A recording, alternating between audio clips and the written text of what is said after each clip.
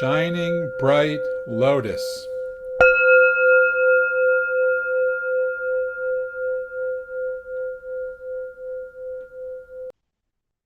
So why there are no victims? During the sit, I caught myself rehearsing what I was going to say a little bit to explain Keith's teachings about there's no victims in Zen.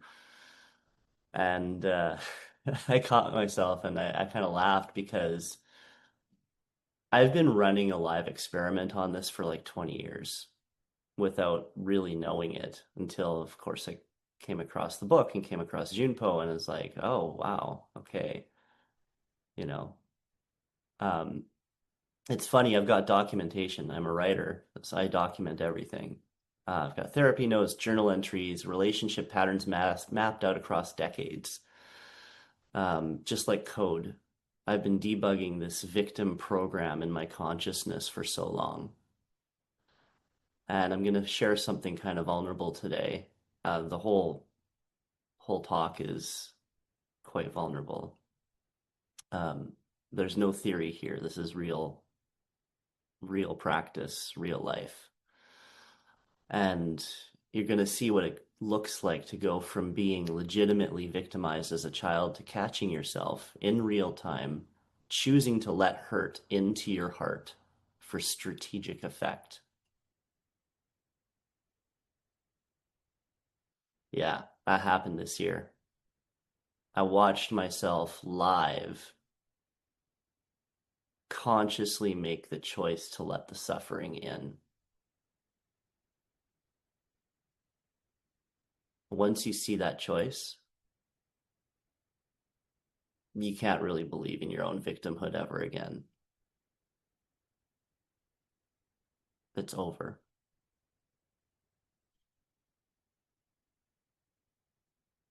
So Keith makes a distinction that we need to get clear on. What's the difference between being victimized and victimhood?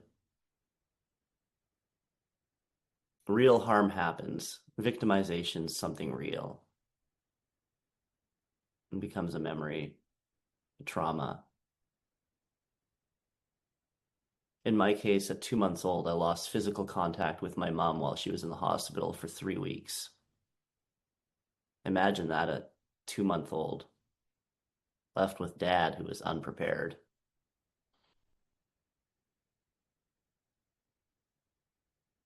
At age 3, my dad showed me pornography.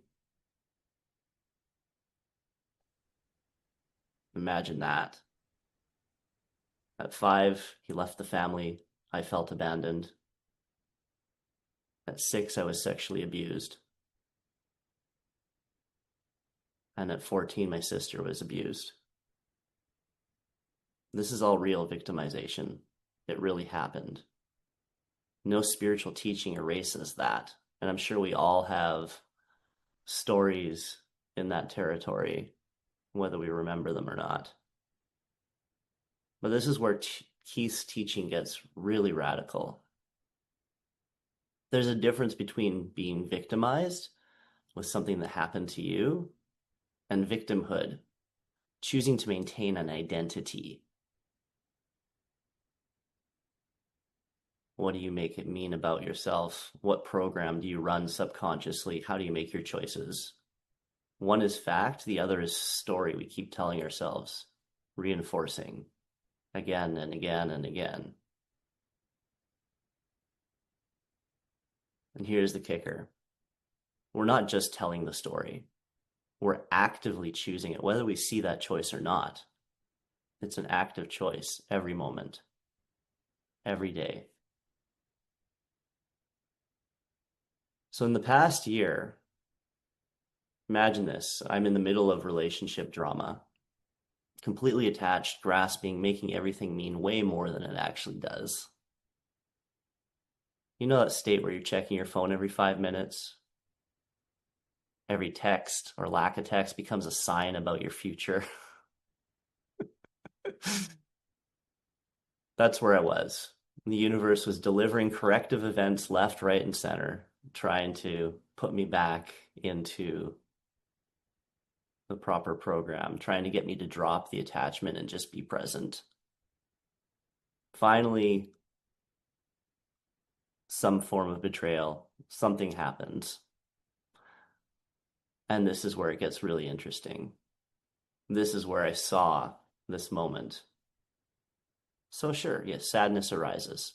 It was a natural human response about the situation. But then in real time, I hear this voice in my head, and I had this verbatim in my journal. If you allow this fully into your heart and really break down, they'll feel sympathy. They won't do it again.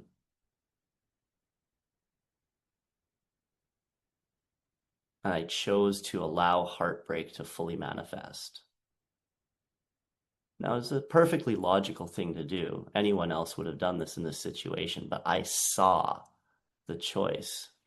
It was strategic, it was conscious. I watched myself perform suffering for effect. Of course, like once you let it in, it becomes real. It's not like those tears were fake. The heart was breaking. But I saw the choice where I let it happen. The enlightened awareness witnessed the choosing experience where the human emotions caused this effect.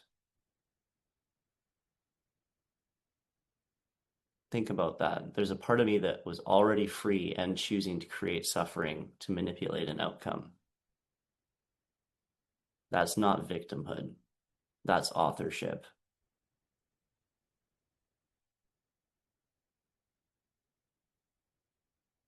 So an interesting thing that Keith introduces in the book is this concept of the Karpman Dharma triangle. And I'll tell you, I've been living every angle of that triangle for 30 years. Victim mode, my 18-year relationship. I couldn't say no, couldn't hold boundaries. I stayed 10 years too long. She made me feel blah, blah, blah. No, I chose to collapse. Rescue mode, every relationship after that. Attracting wounded women, trying to liberate them.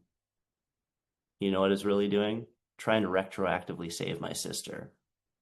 Using spiritual work to avoid my own wounds. Persecutor mode, well, we just talked about that. Subtle control through withdrawal. Someone gets close, I disappear. Make them wrong for triggering me. The triangle keeps spinning because each role needs the others. The victim needs someone to blame, the persecutor, and someone to save them, the rescuer. And we cycle through all three, usually convinced we're stuck in just one. But this is conditioning. And in Mondo Zen, the liberating feature is that anything conditioned can be reconditioned. It's software. It's code running in our consciousness. You have to be able to see it. Once you see it, you can choose to stop running it.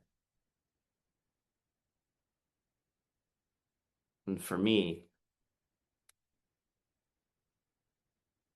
I came to realize that it was a choice because I saw the benefit that I got from continually making that choice. Oh, I get to play this role. It's going to have an outcome.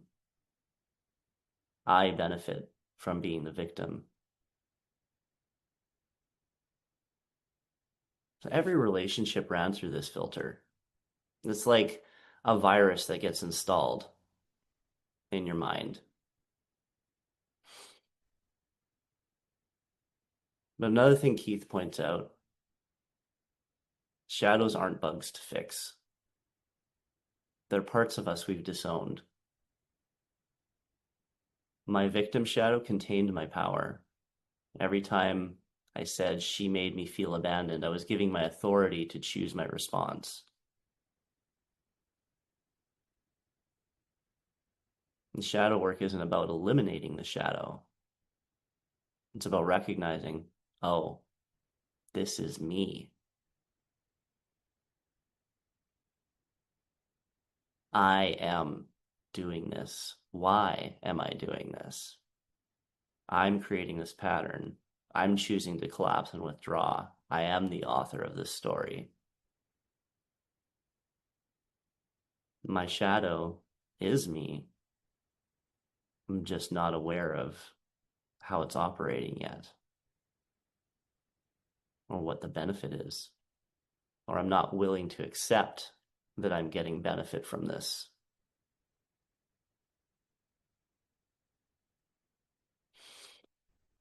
So let's do koan 12, Junpo's koan 12 together. Let's just take a deep breath together.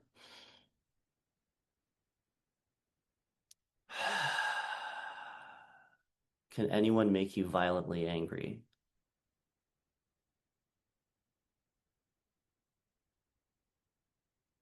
Can anyone shame you?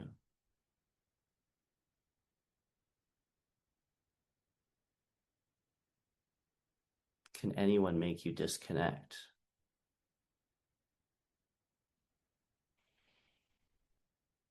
No.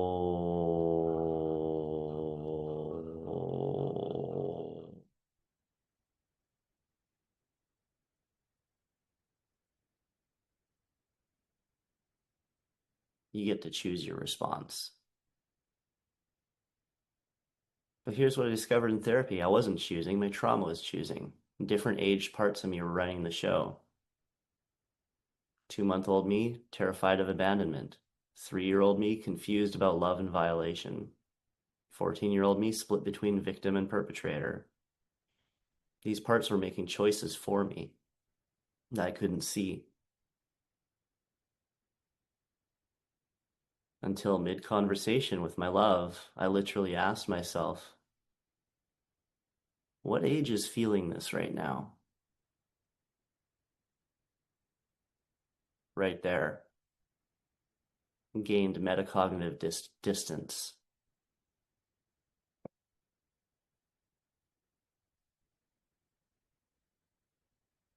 I wasn't in the pattern anymore. I was the awareness watching the pattern. And eventually, awareness can see the choice point and choose.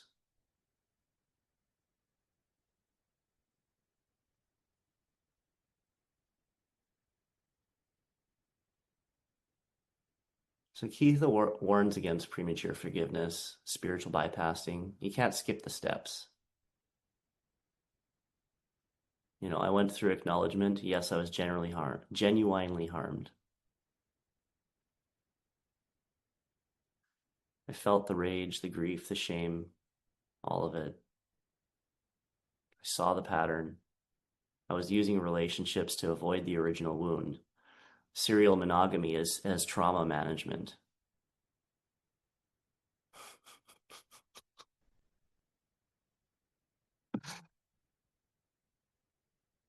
Finding the shadow, the victim contained my disowned power. The perpetrator contained my disowned aggression. And then I caught the choice. I watched myself let the hurt in for effect. And that gave me the opportunity next time to choose differently, to step out of the triangle completely, to transcend. Not as a victim, not as a rescuer, not as a persecutor, just awareness, choosing the response. So like Junpo says, your angst is your liberation. You just have to keep looking at it and stop making others responsible for it.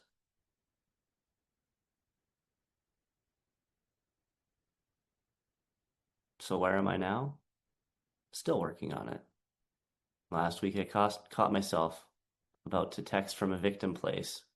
You're making me feel ... No. Drop into clear deep heart mind. What's beneath the anger? Fear. What's beneath the fear?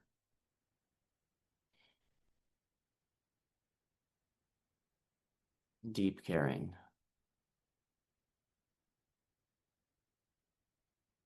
For me, what age is feeling this? Oh, it was the 5-year-old who was abandoned. Send love to that part and choose my response.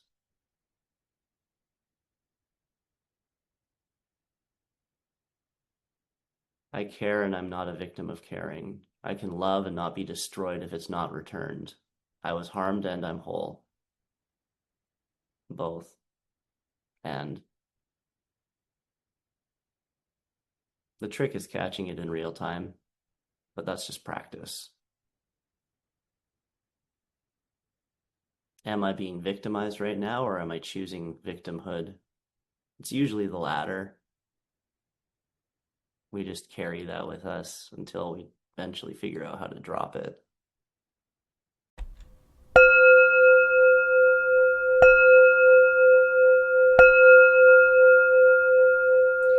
Shining bright lotus.